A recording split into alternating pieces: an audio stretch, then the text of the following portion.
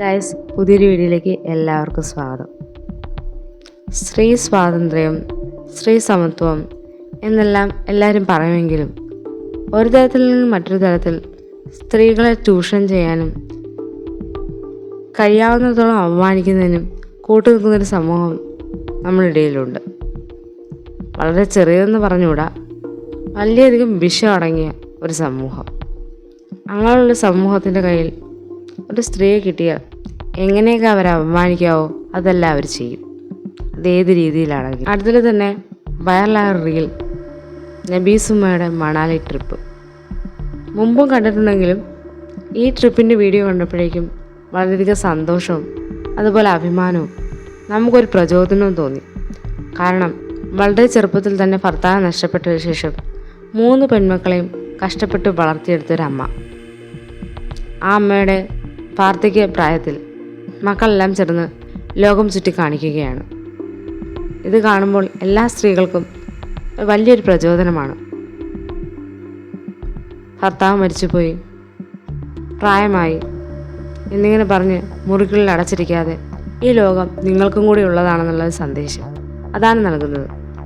മതപണ്ഡിതൻ്റെ പ്രസംഗത്തിലെ ചില ഭാഗങ്ങൾ കണ്ടപ്പോഴേക്കും ശരിക്കും വേദന തോന്നി. സ്ത്രീകൾ എന്ന് പറയുന്നത് എപ്പോഴും മുറിക്കുള്ളിൽ അടച്ചിരിക്കേണ്ടവരാണോ? ഭർത്താവ് മരിച്ചുപോയി എന്ന് ചൊല്ലി ഒരു മൂലകിരുന്ന് പ്രാർത്ഥിച്ച് ജീവിക്കേണ്ടവരാണോ? അങ്ങനെ ഒടുങ്ങിത്തീരണതാണോ സ്ത്രീ ജന്മം എന്നുള്ള പറയുന്നത്? സ്ത്രീ സ്വാതന്ത്ര്യം എന്ന് പറയുന്നിടത്ത്, സ്ത്രീകൾ തുല്യരെന്ന് പറയുന്നിടത്ത് എല്ലാ സ്ത്രീകൾക്കും ഈ ലോകത്തെ അറിയാനും ലോകം അറിയാനുള്ള അവകാശമുണ്ട്, സ്വാതന്ത്ര്യമുണ്ട്. ആ സ്വാതന്ത്ര്യത്തെ പബ്ലിക്കായി ഇങ്ങനെ വിമർശിക്കുമ്പോഴാണ് നമുക്കും വിഷമം ഉണ്ടാകുന്നത്. ഒരു മതകേന്ദ്രങ്ങളിലോ ഒരു വേദപുസ്തകങ്ങളിലോ പറഞ്ഞിട്ടില്ല സ്ത്രീകളെ അടച്ചുപൂട്ടി വെക്കണമെന്ന്, സ്ത്രീകളുടെ സ്വാതന്ത്ര്യം ഇല്ലാതാക്കണമെന്ന്, സ്ത്രീകൾക്ക് വിദ്യാഭ്യാസം കൊടുക്കരുതെന്ന്. ആ മതപണ്ഡിതൻ്റെ പ്രസംഗത്തിന് ശേഷം വന്ന വാർത്തകളല്ല, നബീസുമ്മയുടെ മക്കൾ പറഞ്ഞ ഫോൺ കോൾ അടക്കം കേൾക്കുമ്പോൾ തന്നെ അറിയാം ആ ഉമ്മ എത്രത്തോളം മാനസികാവസ്ഥയിലൂടെയാണ് കടന്നു പോകുന്നത്, എത്രത്തോളം വേദനയിലൂടെയാണ്. സ്വന്തം ജീവിതം എന്നുള്ളത് സ്വന്തമായ രീതിയിൽ ജീവിക്കാനുള്ളതാണ്. മറ്റൊരാൾ പറയുന്ന രീതിയിലോ മറ്റൊരാൾ പറയുന്ന അഭിപ്രായത്തിലോ ജീവിച്ചു തീർക്കാനുള്ളതല്ല. നബീസുമ്മ എന്ന് പറയുന്നത് സ്വന്തം കടമകളെല്ലാം നിറവേറ്റിയ ഒരാളാണ്.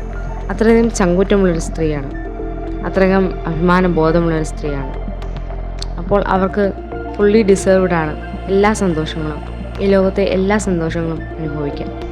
അതിലാർക്കും ചോദ്യം ചെയ്യാനോ വേറെ പല രീതിയിലോ സങ്കീർണത പിടിച്ച കാര്യങ്ങളിലേക്ക് കടത്തിക്കൊണ്ടുപോകേണ്ട ആവശ്യമില്ല.